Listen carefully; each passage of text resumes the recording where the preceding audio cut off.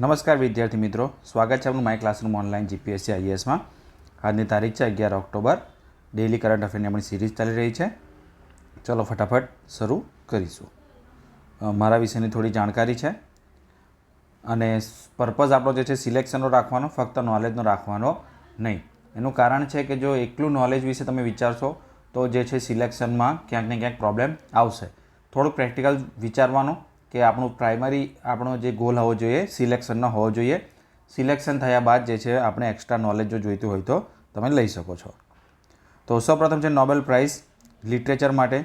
તો કોને મળ્યું છે? એની એર્નોક્સ, બરાબર છે, ફ્રેન્ચ રાઇટર છે, એમને મળ્યું છે। એમણે જે છે એ ફ્રેન્ચ હિસ્ટ્રી વિશે ઘણી બધી વાતો સારી એવી લખેલી છે।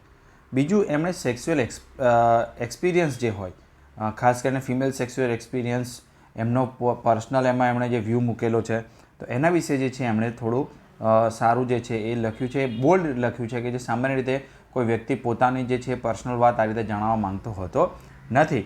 તો એમણે જે છે એ વસ્તુને ડિસ્ક્રાઇબ કરી છે। બીજું કે એમણે મધર બનવા વિશેની વાત, એમને એબોશન વિશેની વાત, તો જે છે એ ઘણી બધા એવા ટૉપિક્સ પર એમણે લખેલું છે જેના પર સામાન્ય રીતે લોકો વાત કરવાનું ટાળતા હોય છે। તો આને લઈને જે છે એમને નોબેલ પ્રાઇઝ આપવામાં આવ્યું છે। આપ જોઈ શકો છો, એમનો ફોટો છે। હેપનિંગ એમની બુક છે, બરાબર છે, અને બીજી છે ગેટિંગ લોસ્ટ, બરાબર। આ બુકના નામ એટલા માટે યાદ રાખવાના કે ગેટિંગ લોસ્ટ જે છે એમની 2022ની બુક છે, જેના માટે જે છે એમને નોબેલ પ્રાઇઝ મળ્યું છે।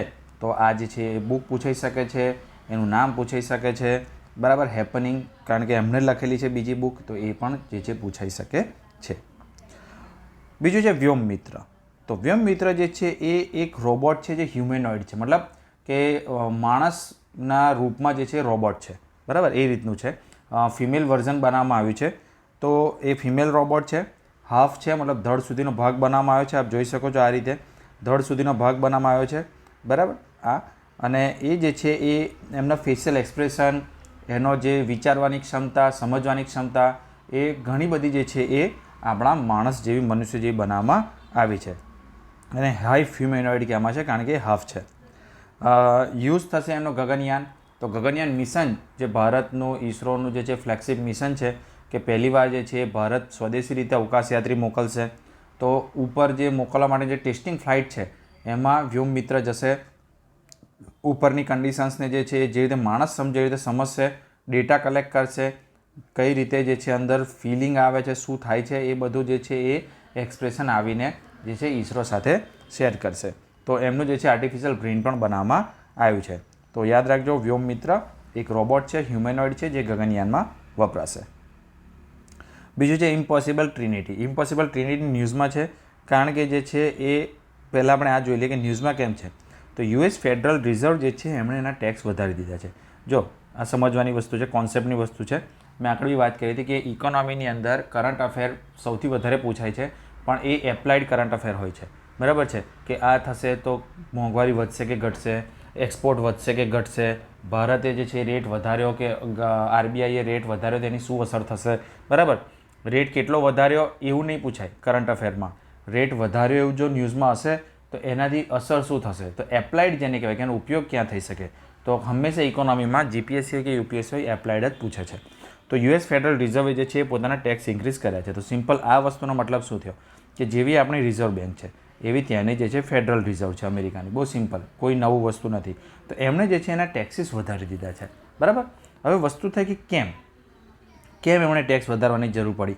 તો અમેરિકામાં જે છે મોંઘવારી વધી રહી છે। મોંઘવારી વધી રહી છે કેમ કે લોકો જોડે જે છે એ ડોલરનું પ્રમાણ વધી રહ્યું છે। લોકો જોડે ડોલરનું પ્રમાણ વધે એટલે many money chasing the few things, બરાબર, આપણે એવું કહેવાતું હોય છે। તો વસ્તુ ઓછી હોય અને લોકો જોડે પૈસા વધારે હોય તો કોઈ પણ વધારે પૈસા આપવા તૈયાર થઈ જાય। ફોર એક્ઝામ્પલ, એક દૂધની થેલી છે, તમારી જોડે 30 રૂપિયા છે, બરાબર છે, અને કોઈની જોડે 50 રૂપિયા છે। હવે બંનેને દૂધની થેલી જોઈએ છે, બરાબર છે, એક જ કોથળી છે દૂધની, તો ભલે એનો 30 રૂપિયા માર્કેટ ભાવ હશે, પણ પેલો વ્યક્તિ શું કહેશે, એટલે 50 લઈ લે પણ મને આપી દે। હવે કોઈ 70 રૂપિયાવાળો આવશે તો એ કહેશે કે મારે બી આ જ જોઈએ છે, બહુ જ અર્જન્ટ છે, એટલે 70 રૂપિયા લઈ લે પણ આપી દે, બરાબર છે। તો આ વસ્તુ જે છે એ સામાન્ય રીતે આપણે એક વ્યક્તિની વાત કરી, પણ આવું ઇકોનોમીમાં લાગુ થતું હોય। તો જ્યારે લોકો જોડે પૈસા વધે માર્કેટમાં, જ્યારે મનીનો ફ્લો વધવા માંડે તો એવી રીતે અમેરિકામાં ડોલરનો ફ્લો વધ્યો છે, એને કારણે જે છે એ ત્યાં દરેક વસ્તુના ભાવ વધી રહ્યા છે, કારણ કે લોકો વધારે પૈસા આપવા તૈયાર છે, એટલે જે છે એ દરેકના ભાવ વધી રહ્યા છે. તો એને લઈને જે છે એ ગવર્મેન્ટ ચિંતામાં છે, એટલે એમણે શું કર્યું કે રેટ વધારી દીધા, ઇન્ટરેસ્ટ રેટ, કે તમે જે છે પૈસા જો અમારી જોડે મૂકશો તો અમે તમને 7ને બદલે 10% આપીશું. તો દરેકને એવું થાય કે જે પૈસા આપણી જોડે પડ્યા છે એ આપણે બેંકમાં મૂકી દઈએ તો જે છે આપણને અત્યારે 10% વ્યાજ મળે એવું છે. તો શું થશે, બધા જે છે એ ડોલર, એટલે આપણે આમાં નાણાં શબ્દ વાપરીશું, બધા જે નાણાં છે એ માર્કેટમાંથી કોને જોડે જતા રહેશે, બેંક જોડે જતા રહેશે, બરાબર છે. તો માર્કેટમાંથી નાણાં ખેંચી લીધા એટલે જે છે પાછું ફ્લો ઓછો થઈ ગયો, તો જે મોંઘવારી છે એ કંટ્રોલ થશે. આરબીઆઈ પણ આ જ વસ્તુ કરે છે, રેપો રેટ વધારે ઘટાડે, બરાબર છે, ઇન્ટરેસ્ટ રેટ વધારે ઘટાડે. તો અમેરિકાએ આવું કર્યું છે. વસ્તુ એ છે કે આપણે કેમ આટલું બધું ડિસ્કસ કરીએ છીએ, તો આપણે એટલા માટે ડિસ્કસ કરીએ છીએ કે આખી ઇકોનોમી જે છે એ ડોલર પર ડિપેન્ડન્ટ છે. આપ જાણો છો, કોઈ પણ આપણે ટ્રેડ કરવો હોય તો સામાન્ય રીતે ડોલરનો વધારે ઉપયોગ થતો હોય છે. તો ઇન્ડિયામાં પણ જે છે એફડીઆઈ ડોલરમાં આવતું હોય છે. તો જ્યારે ત્યાંના ફેડરલ રિઝર્વે ઇન્ટરેસ્ટ રેટ વધાર્યો તો ઇન્ડિયામાંથી જે છે એ અને વર્લ્ડમાંથી પણ જે ડોલર છે, બધા ઉદ્યોગ સાહસીઓ, જે બિઝનેસમેન છે કે જે લોકો ઇન્વેસ્ટ કર્યા હતા, એ લોકોએ જે છે ખેંચીને પોતાના દેશમાં મૂકી દીધા ફિક્સમાં. કેમ? કારણ કે ઇકોનોમી સ્ટેબલ છે, રેટ વધારે મળે એવા છે. કોઈ દેશની અંદર ધારો કે અત્યારે ઇન્ડિયામાં કદાચ કંઈક પ્રોબ્લેમ થઈ શકે, મલેશિયામાં કંઈક પ્રોબ્લેમ થઈ શકે, કંઈક થઈ શકે ઈરાનની અંદર, તો એમાં જે છે રિસ્ક લેવું અને બિઝનેસ કરવો, એના કરતાં એટલા જ જો નફો આપણે સિમ્પલ આપણા દેશની બેંકમાં પૈસા મૂકવાથી મળતો હોય તો કેમ ના લઈ જવું. તો આ મેન્ટાલિટીને લીધે લોકો જે છે એ ડોલરને ખેંચી લીધો છે વિશ્વમાંથી, બરાબર. એટલે ધારો કે ઇન્ડિયા છે, ઇન્ડિયામાંથી ડોલર જે છે એ આઉટફ્લો થઈ રહ્યો છે. વસ્તુ એ છે કે ડોલર આઉટફ્લો થાય એટલે ઇન્ડિયામાં ડોલર ઓછો થઈ જવાનો. હવે ઇન્ડિયામાં ડોલર ઓછો થાય એટલે એની ડિમાન્ડ વધી જવાની. કોઈપણ વસ્તુ જેમ ઓછી થતી જાય એમ એની ડિમાન્ડ વધતી જાય એટલે એની સામે જે છે આપણો રૂપિયો નબળો પડતો જાય. કારણ કે પહેલાં એવું હતું કે ભાઈ 70 રૂપિયામાં $1, પણ હવે ડોલર જ નથી, ડોલર બચ્યા છે 3. એવું ફોર એક્ઝામ્પલ, આ તો એક્ઝામ્પલની વાત છે, $3 ના બચે, ફોર એક્ઝામ્પલ છે $3 વધ્યા છે.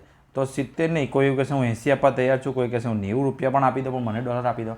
તો જે છે આપણે જેમ કહી રહ્યા છીએ કે અત્યારે રૂપિયો સતત ગગડી રહ્યો છે, એનું કારણ છે કે ઇન્ડિયા એમાં કંઈ ખાસ કરી શકે એવું છે નહીં હાલ, કારણ કે અમેરિકાના ડિસિઝનની અસર ઇન્ડિયા પર થઈ રહી છે. અને ફક્ત ઇન્ડિયા પર નહીં, મેજોરિટી દેશોની કન્ટ્રીની જે લોકલ કરન્સી છે એ ડેપ્રિસિએટ થઈ રહી છે. તો વસ્તુ હતી બેઝિક વસ્તુ છે. હવે વસ્તુ છે ઇમ્પોસિબલ ટ્રિનિટી. તો આને લઈને જે છે ઇકોનોમિસ્ટ એવું કહે છે કે આમાંથી બચવાના 3 ઉપાય છે.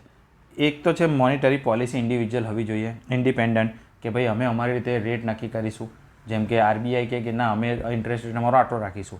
અમેરિકા શું કરે છે એનાથી અમને મતલબ નથી, અમને અમારી રીતે નક્કી કરવા દો. બીજું ફિક્સ એક્સચેન્જ રેટ, જેમ કે ફિક્સ કરી દે કે ભાઈ $1 બરાબર $1 બરાબર 50 રૂપિયા.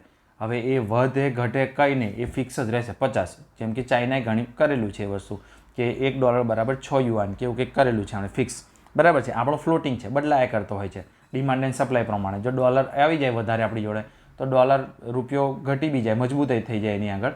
અને જો ડોલર બધા લઈ જાય તો રૂપિયાનું પાછું જે છે એ 80-90 રૂપિયા પર ડોલર પહોંચી શકે છે. તો એ જે છે ફિક્સ એક્સચેન્જ રેટ કે ફિક્સ કરી દેવાનું, બરાબર. ઇન્ડિયામાં ફિક્સ નથી પણ ફિક્સ કરી દેવાનું હોય. અને બીજું એ કે ફ્રી ફ્લો ઓફ કેપિટલ, કે બહારથી જેને ઇન્વેસ્ટ કરવું એને કરવા દો. તો આનાથી શું થશે કે બહારથી ચલો કોઈ અમેરિકામાંથી નથી ઇન્વેસ્ટ કરતું પણ કોઈ ઓસ્ટ્રેલિયાનો વ્યક્તિ ઇન્વેસ્ટ કરે છે તો એ પણ ડોલરમાં કરશે, બરાબર. કારણ કે ઇન્ડિયામાં તો ડોલરની જરૂર પડવાની છે. આપણે બીજા કોઈ દેશના નાણાં લઈને શું કરીશું. તો ધારો કે નેપાળનો કોઈ વ્યક્તિ કે બાંગ્લાદેશના કોઈ વ્યક્તિ, ચલો માની લો, બરાબર છે, તો આસિયન કન્ટ્રીઝમાંથી કોઈ ઇન્વેસ્ટમેન્ટ આવી. તો 3 વસ્તુ છે કે એક તો ઇન્ડિપેન્ડન્ટ મોનિટરી પોલિસી હોય, ફિક્સ એક્સચેન્જ રેટ હોય તો બચી શકાય, અને ફ્રી ફ્લો ઓફ કેપિટલ હોય તો બચી શકાય. પણ ઇમ્પોસિબલ ટ્રિનિટી એટલા માટે કહેવામાં છે કે આ 3માં જ તમે કોઈ બી 2 જ વસ્તુ રાખી શકો. આ 3 રાખવા જાઓ તો તમારો દેશની જે છે ઇકોનોમી કોલેપ્સ થઈ જાય.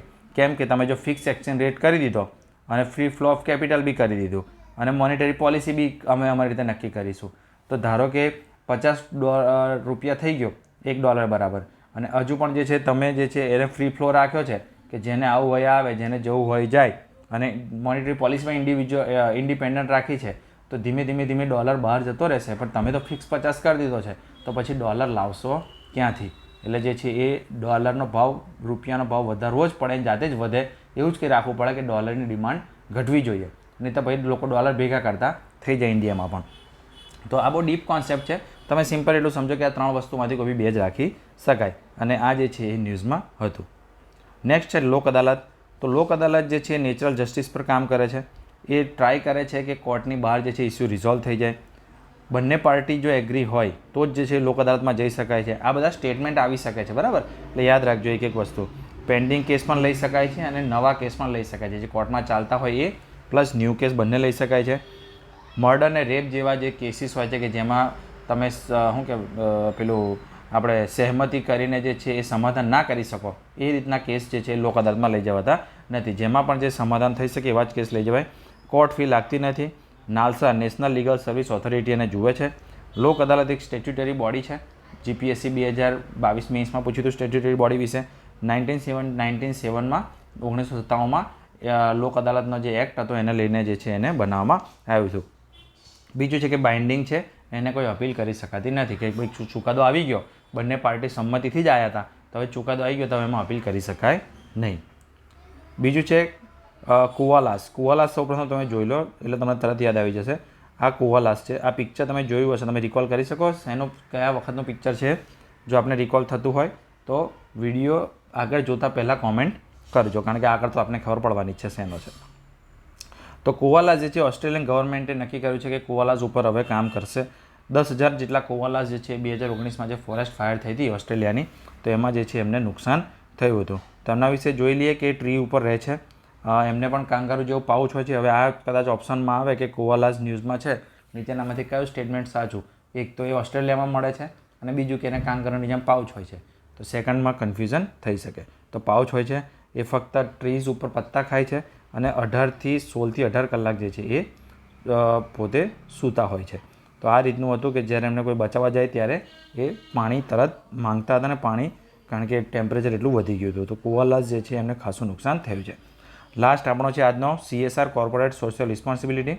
તો જેને જે છે લીગલ બેકિંગ આપવામાં આવ્યો છે કંપનીઝ એક્ટ 2013 અંતર્ગત. હવે કમ્પલસરી કરી દીધું છે કે જેનો વાર્ષિક પ્રોફિટ જે કંપનીનો 5,000 કરોડથી વધારે હોય કે 1,000 કરોડથી વધારેનું ટર્નઓવર હોય, એમણે જે છે એ એમના પોતાના જે એવરેજ પ્રોફિટ હોય છે એના 2% CSR અંતર્ગત ખર્ચ કરવાના હોય છે. CSRની અંતર્ગત health, education, environment, culture, social જે છે એના માટે તમે કામ કરી શકો. ફિમેલ માટે કામ કરી શકો.